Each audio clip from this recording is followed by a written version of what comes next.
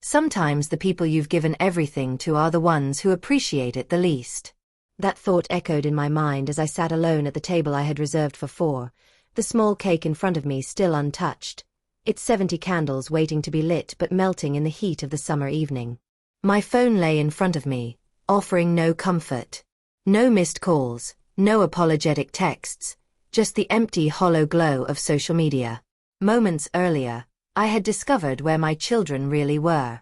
My son Mark and daughter Jenny weren't dealing with traffic or work crises, as I had imagined. No, they were across town, dressed in their finest, raising champagne glasses with Victoria, the woman my late husband left me for 2 decades ago. For over 40 years, I had given everything to raising them, sacrificing my own needs, my own dreams. Yet, on my milestone birthday, they chose her instead of me. Before we dive back in, let us know where you're tuning in from. If this story resonates with you, don't forget to hit that subscribe button because tomorrow, I've got something even more special lined up just for you. It was my 70th birthday when I first truly understood what had been missing in my life. The night started like any other, a dinner reservation at Castellano's, the best restaurant in Lakeside, and an invitation to my 2 children, Mark and Jenny, and their spouses. Yet, as I sat alone at the table, waiting for them to arrive, a storm of realizations began to stir within me. My children had chosen to be elsewhere, at a dinner with their stepmother, Victoria. Victoria, the woman who had come into my life after my divorce with Robert. The night felt like a culmination of everything that had slowly been eroding the foundation of my relationship with my children over the years. I had always been there for them, constantly supporting them financially and emotionally. I had worked hard as a pharmacist to ensure they had what they needed, and after my divorce, I continued to provide for them, even when it was clear they no longer relied on me in any meaningful way. I had allowed myself to become a safety net they took for granted.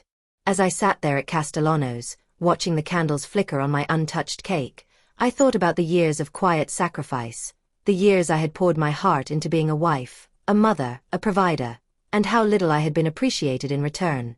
This was not just a birthday. This was a reckoning. Robert, my ex-husband, had been gone for 5 years now, but his death had only deepened the rift between me and my children. When he passed, I attended his funeral, standing quietly in the back while Victoria stood at the front, flanked by my children. It had hurt, more than I cared to admit. They were still grieving, but it felt as if their grief was more for the life they had lost with him, not for the marriage he and I had built together. As the years went by, my relationship with Mark and Jenny remained cordial but distant. Holidays were a constant tug-of-war between 2 homes. Mine, small and modest, and theirs, large and impressive, with Victoria firmly embedded in their lives. I never complained. What mattered most was that they still made time for me, even if it was out of obligation rather than genuine affection. But after my birthday dinner, after the silence that followed when I found out where they really were, celebrating Robert's memory with Victoria, I knew that things had to change. I couldn't keep sacrificing my dignity and my peace for the sake of their convenience. It was time to put myself first. So, I made a decision. The next day, I called my attorney. Meredith, the same one who had helped me through my divorce, met with me to discuss what I wanted to do. I didn't need to continue enabling them. I had worked too hard to accumulate what I had to simply give it away without any conditions. And that's when I decided to rewrite my will. For years, I had provided financial assistance to both Mark and Jenny. I had given them money for their homes, their children's education, and their vacations. They had always expected it. They had come to depend on it. But what had it achieved? It hadn't strengthened our family. It had created an unhealthy dynamic where they were always looking to me for support rather than building their own stability. Meredith helped me outline a new plan. I would give them a substantial portion of my inheritance, but not without conditions. They would need to take a financial management course. They would need to work together on a family business investment fund that I would help establish. They would need to develop a sustainable plan for their own futures, without my continued intervention. This wasn't an act of revenge or punishment. This was me giving them what they needed, the opportunity to take control of their lives. They would be given a living legacy, a chance to benefit from my estate while I was still alive, to see them succeed in ways they never could without the push I was giving them now. I didn't know if they would accept the terms. I didn't know how they would react to this new reality, but I was ready to face whatever came next. It wasn't just about the money. It was about my children finally understanding that they could stand on their own 2 feet. It was about my grandchildren seeing a new model for independence, something different from the pattern I had modeled for them in my earlier years. I was finally learning that it was possible to love my family deeply while maintaining boundaries, something I had never done before. That evening, after I finalized the new will with Meredith, I received a visit from Jenny. She came to apologize, her face full of regret. She was sorry for missing my birthday, for choosing Victoria's celebration over mine. I told her it was fine. I had made peace with it, or so I thought. But deep down, I knew something had changed in me. I was no longer willing to be an afterthought in my children's lives. I had given too much, expected too little in return, and now I was claiming what was rightfully mine: respect, independence, and the freedom to live on my own terms. The following days passed in a whirlwind. Mark and Jenny both struggled with the changes, though they tried to hide it. They weren't used to not getting their way. But I was firm. They had to step up. I knew it wasn't going to be easy, but I also knew it was the right thing to do. I didn't tell them everything at first. I didn't tell them that I had already cancelled the automatic transfers I had been making to their accounts for years. I had redirected that money to fund my own travels, my own future, and the plans I had for the rest of my life. It wasn't a decision I made lightly, but I was done playing the role of the ever-available mother who fixed everything. It was time for them to learn how to fix things themselves. I had done my part. Now it was their turn. The weeks that followed my 70th birthday were full of uncertainty. Mark and Jenny, though initially resistant, slowly began to grasp the depth of my intentions. My new approach wasn't just about money. It was about encouraging them to reclaim control over their lives and their futures. It was about helping them build something sustainable, not just a temporary fix to their financial troubles. At first, the idea of the financial management course and the business investment fund didn't sit well with them. But I knew they had no choice but to confront the reality that their dependence on me had left them vulnerable. The day after our meeting with Meredith, Mark called to tell me that he and Jenny had discussed the plan with their spouses, and while they were still processing it, they agreed to move forward. It wasn't a decision born of excitement, but necessity. I could tell they were nervous. Change, after all, had never come easily for them. Both had grown accustomed to their comfortable lives, their big homes, and the financial cushion I had provided for so long. To ask them to take responsibility, to live within their means, was a difficult pill to swallow. Yet, as I spoke with Meredith about the specifics of the plan, I knew it was the right thing to do. I had created the Living Legacy Plan as a way to give them the financial assistance they so clearly needed, but with the stipulation that they take responsibility for their actions. The idea behind the Family Business Investment Fund was not just about handing them money. It was about giving them the tools to make something lasting. They would be able to work together, pooling their talents, and develop a sustainable venture that could support both families long-term. Meredith had made the plan official. The funds would be available to them immediately, but only once they completed the financial education course. The joint business venture would require regular meetings, and all decisions had to be made by consensus. No more relying on me for support. This was their chance to take control of their financial futures. In the meantime, I had to focus on my own path. I had started planning my first big solo trip since my divorce, a way to reclaim the independence that I had so long sacrificed for my family. My destination: the national parks of the West. I had always wanted to explore those vast, wild spaces, but had never found the time while I was raising children and supporting Robert's career. Now it was my turn. The day I left Lakeside, I couldn't help but feel a sense of relief and excitement. For the first time in decades, I was going to live for me. The trips I had taken since my birthday had transformed me in ways I never imagined. Traveling alone had allowed me to reconnect with a part of myself I'd long neglected. I no longer saw myself as just a mother or grandmother. I was Eleanor Wilson, an independent woman with her own dreams and desires. I walked into each new place with curiosity, confidence, and a sense of freedom that I had never felt before. During my travels, I stayed in remote cabins and boutique hotels, meeting people from all walks of life. I hiked in Yellowstone, marveled at the Grand Canyon, and watched sunsets over the Pacific. Each experience opened up new worlds for me, and I was beginning to understand what it meant to live fully, on my own terms.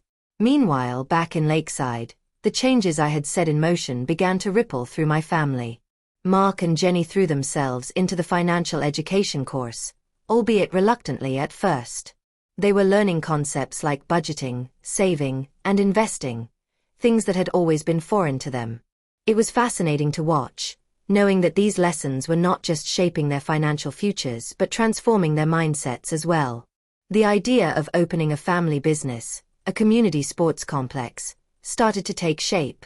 It wasn't just about turning a profit, it was about creating something meaningful. Mark and Jenny were excited about the idea of providing an affordable place for local children to play, learn, and develop their athletic skills.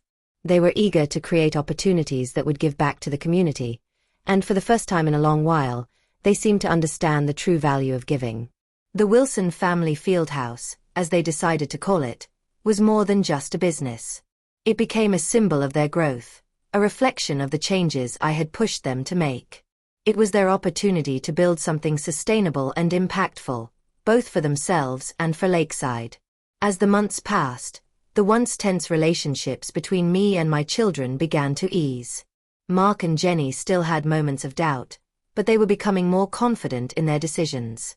They were learning to trust each other again, working through their differences and finding common ground. They were no longer just surviving, but thriving. The seeds I had planted with my Living Legacy plan were beginning to bear fruit. And yet, I knew that the journey wasn't over. As much as I had taught my children about financial independence and the importance of taking responsibility, I had also learned something valuable myself. I had learned to let go. One afternoon, I received a surprise visit from Victoria. She had come to say goodbye before she left Lakeside for good, and though I wasn't sure what to expect, I knew this was an important moment for both of us. The conversation was awkward at first, but eventually, she apologized for the hurt she had caused, not just to me, but to Mark and Jenny as well. I was surprised by her honesty. Victoria admitted that she had pursued Robert knowing he was married, wanting the life I had, but that it had all fallen apart in the end. I listened, hearing for the first time the truth behind the events that had shaped so much of our lives. She gave me Robert's pocket watch, a family heirloom, as a gesture of closure. I accepted it quietly, grateful for the sincerity of her apology. "Thank you," I said. "I forgive you." It wasn't for her sake, I realized, but for mine. I had spent so many years holding on to resentment, thinking that forgiveness would mean excusing her actions. But now, I understood that letting go of that bitterness was the only way to move forward. Later that day, I called Mark to tell him about Victoria's visit. He was surprised but grateful to hear that she had apologized. I could hear the relief in his voice as I told him about the pocket watch. It was as though a small piece of our fractured family had been mended, even after all these years. As the weeks passed, Mark and Jenny continued to move forward with their plans. The Fieldhouse was becoming a reality, and the community began to take notice. They were building something meaningful, something that would last long after I was gone. The initial tension between us had transformed into a renewed sense of connection, a shared understanding of what it meant to build a life worth living. I continued my travels, exploring new destinations and meeting new people. I had learned to live for myself, but I was also learning to balance my independence with the importance of family. It was no longer about being there at every moment, but about being there when it truly mattered. And when I did return to Lakeside, I was no longer just a visitor or an obligation. I was someone who had her own life, her own adventures, and a family that respected that. As summer drew to a close, I found myself walking the familiar streets of Lakeside with a sense of calm that had eluded me for years. The changes I had set in motion were still in their early stages, but the difference in the atmosphere around me was undeniable. I had always been the backbone of our family, holding everything together, but now I was learning to step back. It was freeing, and yet, it was also unsettling. The world I had known for decades was shifting. Mark and Jenny had kept their promise to complete the financial management course, though it had been a struggle at first. They had never been particularly financially savvy, relying on my help rather than cultivating independence. But as the course progressed, they began to grasp the fundamental concepts of money management, understanding how to plan for the future, create budgets, and invest wisely. The early days had been rocky, with plenty of awkward discussions and missteps, but over time, they began to find their rhythm. They were no longer my children relying on me. They were adults stepping up to the plate. The Wilson family fieldhouse was quickly becoming the cornerstone of their efforts. What had started as a vague dream in a conversation around my kitchen table was now a fully realized project. Mark and Jenny had secured a location, an old warehouse on the edge of town, which they planned to convert into a state-of-the-art community sports complex. I was impressed by their vision and the way they were handling the development. They had hired contractors, secured permits, and even started designing programs for all age groups, from kids to seniors. As they moved forward with their project, the stress of their financial situation began to ease. They no longer lived paycheck to paycheck, scraping by. Instead, they had a clear path ahead of them, and they were walking it with confidence. The inheritance I had provided, combined with the lessons they were learning, was starting to take root in their lives. Yet, as much as I saw their progress, there was still a lingering unease in my chest. I had done my part to help them, but the world wasn't as simple as it seemed. There were times when their old habits crept back in, moments when they looked to me for reassurance, or when their insecurities resurfaced, threatening to undo the progress they'd made. It was a delicate balance, allowing them to take charge of their lives while still offering my support when necessary. One day, as I was walking in the garden, a familiar car pulled into the driveway. It was Diane, my neighbor and longtime friend, who had been my emotional anchor through all of the upheavals in my life. She had been with me through the darkest days of my divorce, helping me navigate the storm that had upended my world. And now, as I stood at the edge of my garden, pruning the roses, I realized just how much she had helped me bloom again. "Hey you," Diane called as she approached. "You're looking better than when you left. How's the traveling life treating you?" "Better than I ever imagined," I said, smiling as I wiped my hands on my apron. "It's given me a new perspective. A sense of freedom I didn't even know I needed."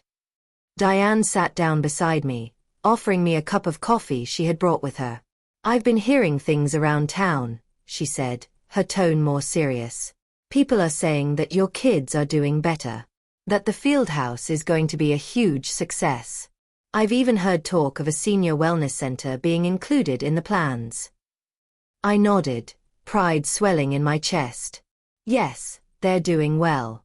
The Fieldhouse is coming together nicely, and Jenny had the idea of including a space for seniors to stay active. It's a great addition to the community. Diane looked at me thoughtfully. "You know, I never realized how much you were doing for them. All these years, you've been their rock, their safety net. But now, they're starting to stand on their own 2 feet. I'm proud of them, but I'm even prouder of you, Eleanor." The compliment was unexpected, but it meant the world to me. Diane had always been a straight shooter, never one to offer false praise. "Thank you," I said quietly, sitting back on the bench. "It wasn't easy. I had to let go, which is the hardest thing I've ever done." We sat there in silence for a few moments, the only sounds being the rustling of the leaves and the soft chirping of birds. I was beginning to understand just how much I had changed over the past few months. No longer was I defined by my role as a caretaker, as a mother and grandmother who gave everything to others. I had taken control of my own life, built something for myself. And now, I could see the fruits of that labor, both in my children's successes and in my own. The phone rang, breaking the silence. I reached into my pocket to answer it, smiling when I saw Mark's name on the screen. "Hey Mom," he said, his voice filled with excitement. "We've got something big to share. We're meeting with the planning committee next week to present the final plans for the Fieldhouse. If everything goes according to schedule, we should be breaking ground by the fall. That's wonderful, Mark, I exclaimed. I'm so proud of you. I can't believe how far we've come, he said, a note of disbelief in his voice. It's like a dream. And the best part is, we're doing it together. Jenny and I. We're finally on the same page. I smiled, hearing the sincerity in his voice. I knew you could do it. I always knew you both had it in you. Before we hung up, Mark hesitated. One more thing. We've been talking, and we'd like to name a part of the field house after you. The Eleanor Wilson Senior Wellness Center. My heart swelled with emotion. Oh, Mark, you don't have to do that. We want to, he insisted. You've been the one to push us, to get us to this point. You've taught us more than just how to manage money. You've shown us what it means to live with purpose. This is just our way of saying thank you. I was speechless for a moment. The idea of having something named after me, something that would impact the community for generations, felt like the ultimate recognition of everything I had worked for. That's more than I could ever ask for, I finally managed. As I hung up, I couldn't help but reflect on how much my children had changed, how much I had changed. The family dynamics that once seemed so broken were now being rebuilt, stronger than before. The past no longer had the power to define us. We were creating our own future, one that was grounded in purpose, independence, and mutual respect. The rest of the summer passed quickly. Mark and Jenny continued their work on the field house, and I spent more time traveling. I took a trip to Yellowstone with Olivia, who was fascinated by the park's geothermal features.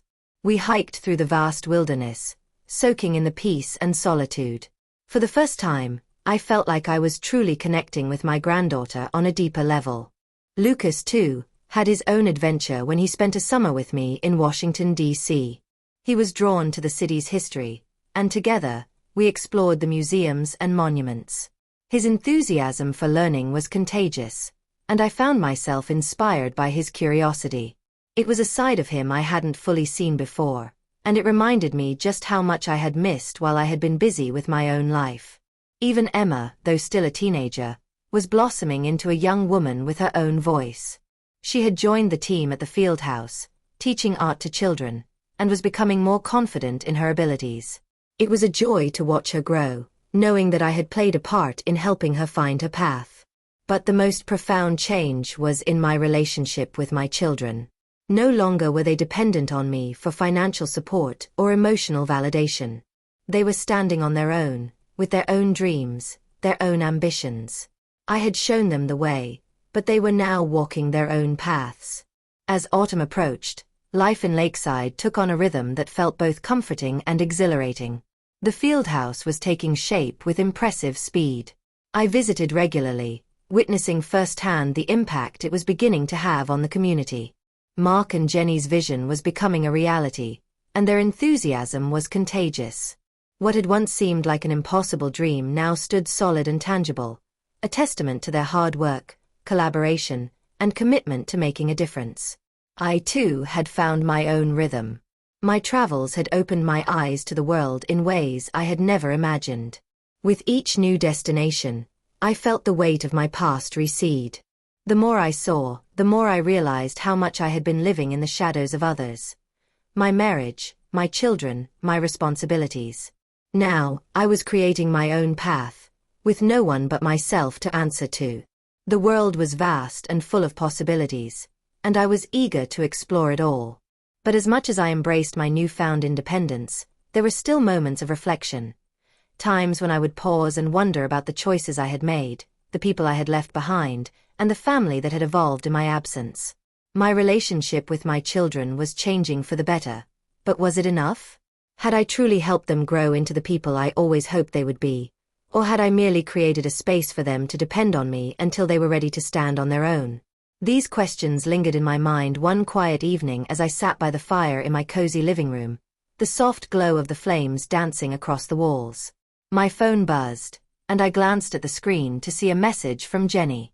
It had been a while since we had had a heart-to-heart, and I had a feeling she was reaching out for something more than just a casual update. Mom, can we talk? There's something I need to tell you. I felt a flicker of concern rise in my chest, but I quickly reminded myself that this was part of the process, part of the new relationship we were building.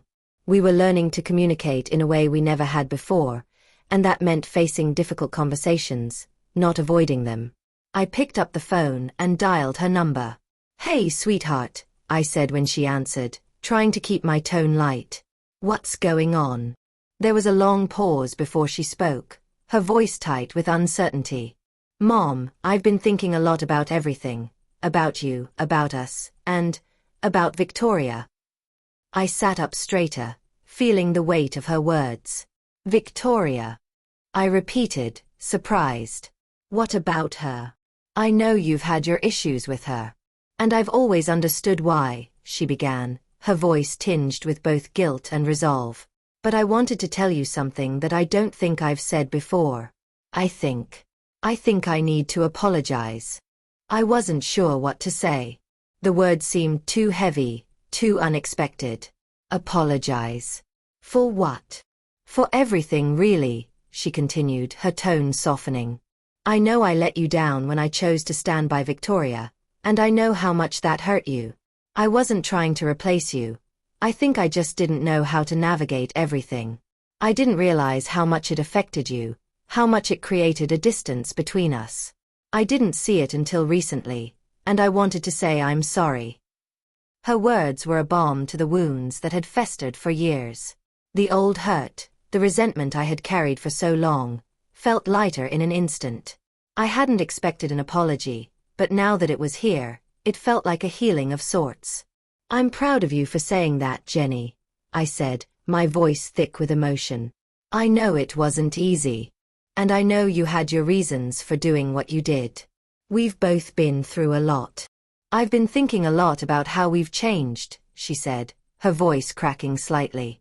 "I can see now how much of my life I spent trying to hold on to the past, clinging to the things I thought I needed, like Dad's house, or the idea of what a family was supposed to look like. But I've learned, Mom. I've learned that it's not about holding on to what's gone. It's about what we do with what we have now." Her words struck a chord deep within me. This was the daughter I had always hoped would find peace, the one who would see beyond the mistakes and move forward with grace. She was no longer the young woman I had raised, seeking approval through sacrifice and survival. She was becoming someone who could lead, someone who had the strength to create her own future. "I've been learning that too," I said softly. "It's about letting go of the past, of the things that once defined us. Sometimes, we have to make space for something new to grow." There was a pause before she responded. "I want you to know that I understand now. I understand the decisions you made, even the hard ones. And I want to be part of your life, not just as your daughter, but as someone who values what you've done for me, for all of us." The weight in my chest lifted completely, leaving only a sense of quiet contentment. "I'm so glad to hear that, Jenny. I've always wanted us to be more than just mother and daughter. I want us to be equals, to learn from each other, to grow together." "I feel that now," she said. "I really do." We spent the next hour talking, discussing everything from her work at the field house to the family's plans for the upcoming year. It was a conversation without barriers, without the subtle undercurrent of guilt or obligation that had once tainted our interactions. This was something new, something real. Later that evening, I sat in my garden, reflecting on the shift that had taken place in both of us. I had always felt like the pillar of the family, the one who held everything together. But now, I saw that my children were standing on their own. They were learning to trust themselves, to believe in their ability to succeed.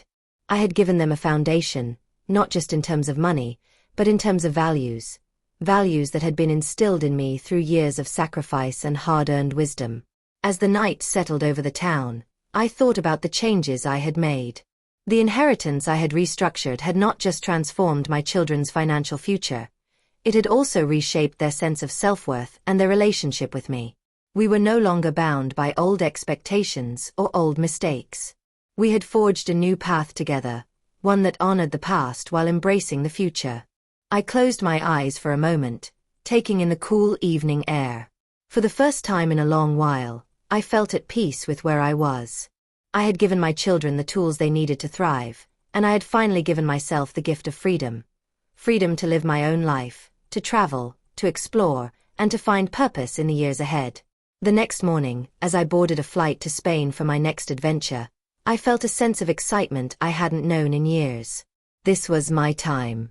And I was finally, truly living it. The sun had begun to set as I watched the horizon turn a brilliant shade of orange. From the window of my small apartment on the coast of Spain, I could see the waves crash gently against the cliffs, sending up tiny sprays of foam. It was a perfect moment of peace, one of those rare pauses when everything felt just right. As I sipped my wine, the text messages from home kept pouring in, each one from Mark, Jenny, or the grandchildren. There was the weekly update from Olivia about her studies at Northwestern, Lucas' excitement about his internship with NASA, and Emma's latest painting project, which she wanted to send me a picture of. My heart swelled with pride and love for these people who were no longer living in my shadow but were carving out their own paths, much as I had done. And now, after everything that had happened, the heartache, the change, the growth, everything felt like it had finally come full circle. I had started this journey on my 70th birthday, sitting alone at a restaurant, discarded by my children who had chosen to celebrate with their stepmother. I had felt the sting of abandonment, and in response, I had rebuilt not only my life but also my relationship with them. Now they were thriving, finding their own strength, and their growth was a reflection of my own. Yet as much as I reveled in their successes, it was my own journey that had become the true transformation. When I first restructured my will, I thought it was merely about money, shifting the way I would distribute my inheritance. But it had turned into something more profound. I had given them a chance to make their own decisions, to face their own challenges, and to build a future based on their own efforts. The gift I gave wasn't just financial. It was the gift of autonomy, the ability to succeed on their own terms. There was a knock on the door, and I turned toward it, sensing it was the hotel staff with something I had ordered. But when I opened it, standing before me was a familiar, yet unexpected, face. "Victoria," I said, surprised to see her standing there with a small suitcase by her side. "Hello, Ellie," she greeted me, her voice soft but full of regret. "I hope I'm not intruding." I looked at her, taken aback. "Not at all," I replied, gesturing for her to come in. "But I didn't expect you. What's going on?" Victoria stepped inside, her steps hesitant. She looked much the same as she had when I first met her. Polished, composed, but there was something different about her now. Her blonde hair had more silver strands than I remembered, and her eyes held a depth that spoke volumes.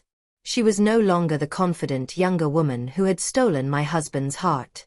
Time, as it always does, had shaped her into someone new. "I've left Sedona," she said softly, sitting down across from me. "I know this is probably the last place you expected to see me, but I needed to come. I've been thinking about our past, about everything that's happened." I felt a twinge of surprise but didn't interrupt. Victoria had never been one to dwell on the past. For years, she had seemed to effortlessly move forward, leaving me and my children behind. But now, she was different. She was standing here, vulnerable in a way I hadn't seen before. "I can't change what happened," she continued, her voice trembling slightly. "But I want you to know, I've never felt good about what I did. I've tried to justify it for so long, but I know it hurt you, hurt your family, and I can't carry that weight any longer." I wasn't sure how to respond. Part of me still felt the rawness of those years, the betrayal, the pain of losing my marriage to her. But another part of me realized that this moment, this apology, was not for me alone. It was for her as well, a moment of closure that she had never allowed herself before. "I forgive you, Victoria," I said, my voice calm but firm. "Not for your sake, but for mine. Holding on to that anger, that resentment, it hasn't served me. I let it go a long time ago." Her eyes filled with tears, and for a brief moment, I saw the woman behind the facade, the one who had once been as vulnerable as I had been, in her own way. She looked away, trying to compose herself, then spoke again. I don't expect anything from you, Ellie. I just needed to say it. I've never been able to forgive myself, and I don't want to carry this guilt anymore. You were right all along. I watched her, feeling a mix of compassion and relief. The years of tension between us had finally found their resolution. She wasn't asking for forgiveness, and she wasn't expecting anything in return. She was simply acknowledging the past, and in doing so, she was letting it go. Thank you, she said, standing up to leave. I've made peace with the past. I hope you have too. I nodded. I have, I said simply. Safe travels, Victoria. And as she walked out of the door, I realized that this final exchange had been the missing piece I didn't even know I needed. It wasn't just about forgiveness. It was about freedom, the freedom to release the past and embrace the future without the weight of unresolved bitterness holding me back. Days passed, and the memories of those earlier years seemed to fade, as if they had never existed. My travels continued, but now with a deeper understanding of what it meant to truly live, to embrace each day not out of obligation, but because it was a gift. I had found my peace in the world, not just by seeing new places, but by seeing myself differently. And then, as the years went on, I received a letter from Mark and Jenny. It was dated just after Olivia's graduation, and it came with an invitation. We've decided to take a family trip together. A real one. Not just to the local park or down to the lake, but somewhere special. We want to celebrate this new chapter in our lives. Will you come with us? The words felt like a full circle moment, a reminder that even the deepest wounds can heal, and that sometimes, the best inheritance a mother can give her children is the permission to live fully. And so, I continued my journey, not just through Europe or the Mediterranean, but through the intricate pathways of family, love, and connection. Each new experience brought me closer to who I had always been meant to be. Someone who could be both independent and deeply connected, free and yet tied to those she loved.